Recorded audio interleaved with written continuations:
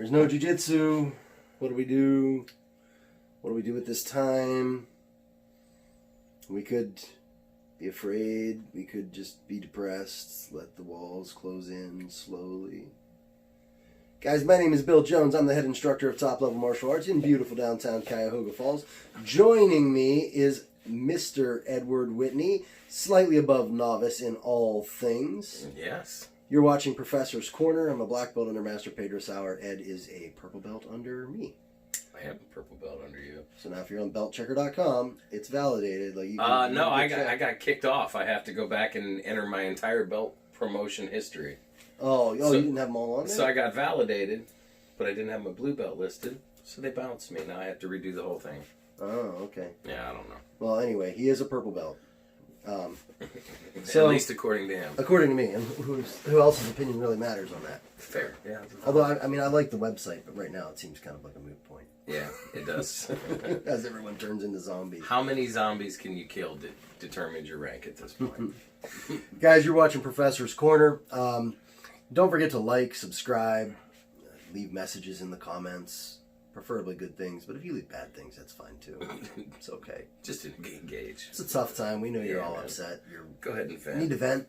Let it out. You can digitally choke us right now. Go ahead, have fun with it. So, we were kind of thinking around different ideas to do for this because there's really not a lot going on at the academy right now. Yeah, it's it's a weird world. For anybody who doesn't know, we live in Ohio. We were just put on we were already closed for 2 weeks, but we were just put on a 2-week stay-at-home order. Stay at home. Which it turns out really means you don't have to stay at home. You just have to. If you run a business like mine, you're not allowed to run it anymore. Yeah, you can still go to the park. You know what I should do? I should start selling CBD. Did you see all that stuff is still okay? If you sell like hemp products and marijuana and stuff like that, you're good. So if I'd have got that whole CBD kit that guy sent me and told me to start selling, would probably be good. That's all we had to do. Yeah. I'm kidding. I'm joking right now, guys. It's complete satire at this point.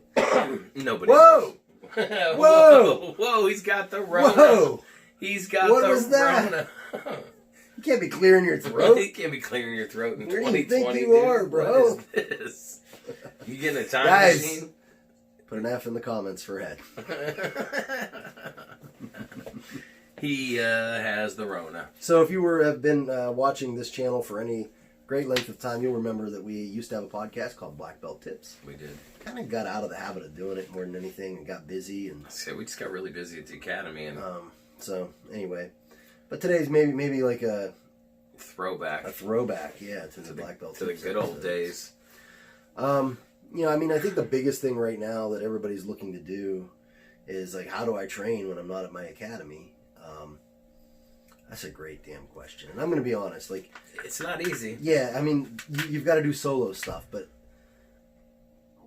be 100% honest with yourself, as I try to be with myself. If you were able to do that, you probably didn't need an academy in the first place, right? Like, that's part of why you go to jiu-jitsu is for the exercise, because it's more fun to do it with a bunch of people than it is to do it by yourself. Yeah. So, I mean, do your best, maybe a couple times a week, even if it's not every day like you're used to training.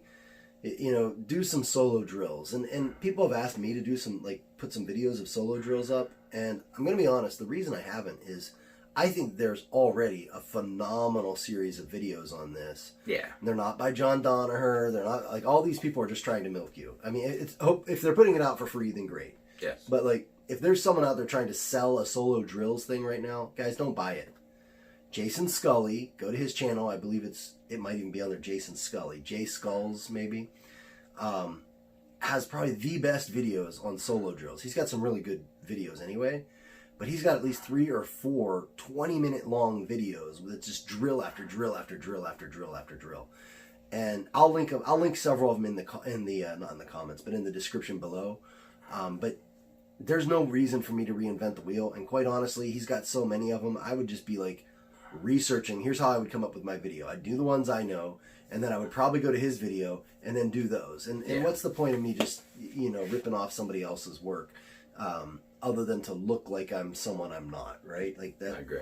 So I don't want to do that. But and not judging the people who are, but there's a lot of people who are doing that. They're watching his video, and then they're making their own video of it, and then they're saying, oh, look at this, and they're sending it to their people and stuff. And they're trying to provide their people a service, so I'm trying not to bash it that much. Yeah, let's give them the benefit. But just send them the original video, and it's fine. You don't have to be the expert in this, right? Like, yeah. It's already done. The work is already done.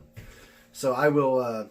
I'll send that out to you guys. If you're on my team, you're going to get an email later today, and it's going to be in there anyway. But if you're not on my team, it's definitely going to be linked in the comments below because, yeah, it's the best video out there on it. And I say video, there's 3 or 4 of them. He's done it several times. Yeah. The reality is kind of locked in the house. There's only so much you can do. Yeah. So what kind of things are you doing to try to keep Well, fortunately, I have an army of training partners right in my house. My children are adult size now, so I got plenty of people to drill with. It's not really been an issue. Wow. Listen to you just bragging about all your stuff. We got 40 rolls of toilet paper and training partners. Mm-hmm. Mm-hmm. Yep. Ammo? You got plenty of ammo? Working on that now. Got to protect my TP. I went in the wrong order. I went toilet paper, then ammo. Well, that's the right order, I think. No, I think it's ammo, then toilet paper. Yeah, but you had to have the toilet paper to defend, man. Fair enough. Fair enough. I had to acquire the resources in order to need to defend it. Yeah. Makes sense. Yeah, but just, it's a crazy time. It is. So man. one of the things that Ed was talking about before was like depression and not sitting around. Can you expand on that? Oh yeah, just sitting around being lonely, just staring at the wall. This is a good time to just grab your phone. All those guys that you spend all that time choking each other, maybe shoot them a message. Start a random conversation, just kind of keep those relationships going because the walls really will close in on you if you just sit there. Slide in on their DMs, Yeah, you know. Hey, Rocky, how you been, brother?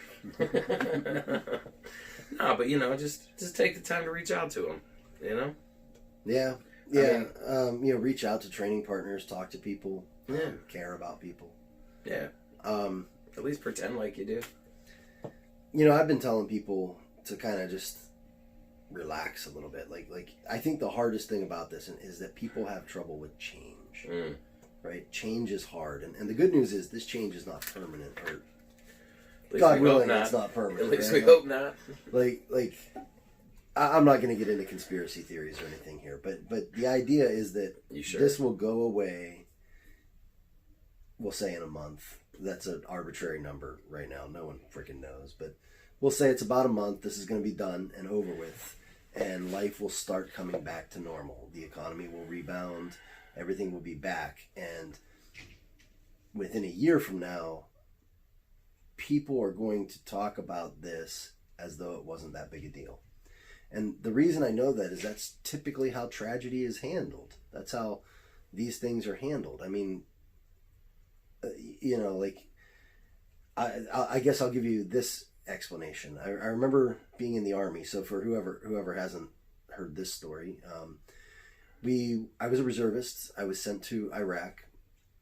And when you're a reservist in the military, the way that works is 1 weekend out of the month, you go and you train. You quote play Army.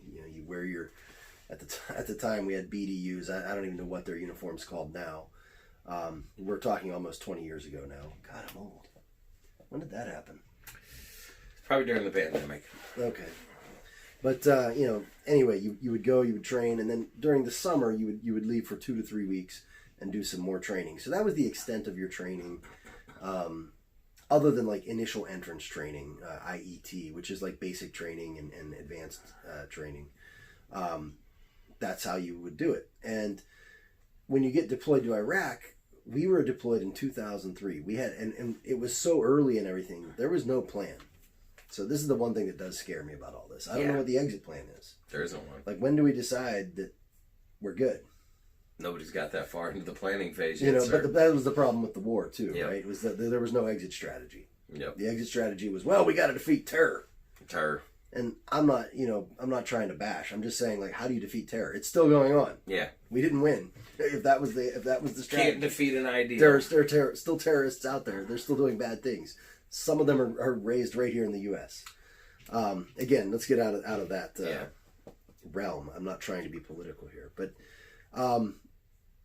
my point is this. We went into Iraq very early in the game and had no exit strategy. And moreover, we had no idea how long we were going to be there. Yes. And being people, the rumor mill got going. And so it was always like, oh yeah, I heard it was about 2 months. And someone else was like, oh no, it's 3 months. It's 1/4 of the year, because that made sense, right? Why not? And like, it was to the point where people of authority were actually passing on these rumors. So then what's that do? That takes the people who don't have the authority and makes them feel equally as empowered. Yeah. Well, it makes them feel like, oh, well, and I don't want to name names, but like so-and-so who is in a position that would know said that this is when we're leaving, so that must be when we're done. Like, now you've taken people and you've given them the idea and a faulty expectation. So, yeah. Let me keep going on this. Yeah, I'm sorry. I'm going somewhere with it. Yeah. But the idea is you don't know. No one knows. And that's scary. That was the scary part, was that no one knew. We didn't know when it was done. And that's a similar situation to what people are in right now. You don't know how long this is going to last. But the good news is we know it's not going to last forever. Right? In China, they're already saying that they're coming out of it. I think a lot of the restrictions have been lifted. Italy's still in a really bad place. But like, a lot of the world is doing okay. And a lot of it experienced it before the U.S. So if you're, with me, or in Ohio at least, this is probably, I don't like to give numbers, but it's not going to last forever. Even if it lasts 2 months or 3 months, it's going to be 3 months out of your lifetime. Yeah. And I mean, I remember being a kid thinking summer vacation always went too fast. It was 3 months long. Yeah, exactly. You know what I mean? Like, Poof, it's over. And it was just gone. So you'll look back on this and you'll be okay. And the 3 months of training or whatever it ends up being, you'll be okay. You'll be like, okay, that sucked. Don't want to do it again. But it wasn't that big a deal. Does that make sense? It does. It makes total sense. I don't know if it makes sense. But it makes sense to me. Okay. Yeah, I just wanted to talk about something you just said. So how many days do you think or days or weeks do you actually think you did Army training before you got sent to Iraq? Months? So the way it works, well, no, it was definitely months, because basic training is 9 weeks long. Okay. Advanced infantry training is another 9 weeks, so there's 18 weeks. Okay, there. That's not too bad. And that's all at one time.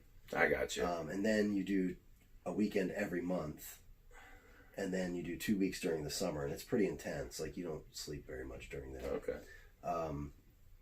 And then before you go, they have what they call pre-mob. Mob means mobilization. Okay. So we went to Fort Dix, New Jersey. We were deployed to Fort Dix, New Jersey in January 2003, and we stayed there till January, February, March. Yeah, March we headed out. We flew. We got on an airplane, flew to Kuwait. We were in Kuwait for a little bit. Freaking huge sandstorm. It was insane. I remember seeing like news stories of it, and like there's just no way to explain how sandstorms actually feel. Really? Yeah, there's no way. There's no way to explain it. It's just, imagine a fog that you can't see through. Like a super heavy fog. Oh God. He's got the vid. Sorry. My God. Oh, I'm sorry, guys. On camera. You guys saw it. I've been assaulted. I made the mistake of drinking coffee before we did this, and now I'm paying for it. Happens to me if I drink pop. It like coats your throat. Yeah. And now that I'm trying not to cough. This, by the way, that's going to be the thumbnail for sure. It's just me. Yeah. If you catch it right, my eyes are all big. Anyway, sandstorm. Yeah, it's like fog, but it's pelting you. Yeah, and it's gritty, and it gets in your mouth, and you gotta wear stuff, and it gets in your eyes. That's the worst part, is that it gets all in your eyes, so you gotta wear goggles. And yeah, not a fun time, man. Not a fun time. That's just scary to me. Like, at least in the Army, like, a regular soldier's at least a little bit prepared. Mm-hmm.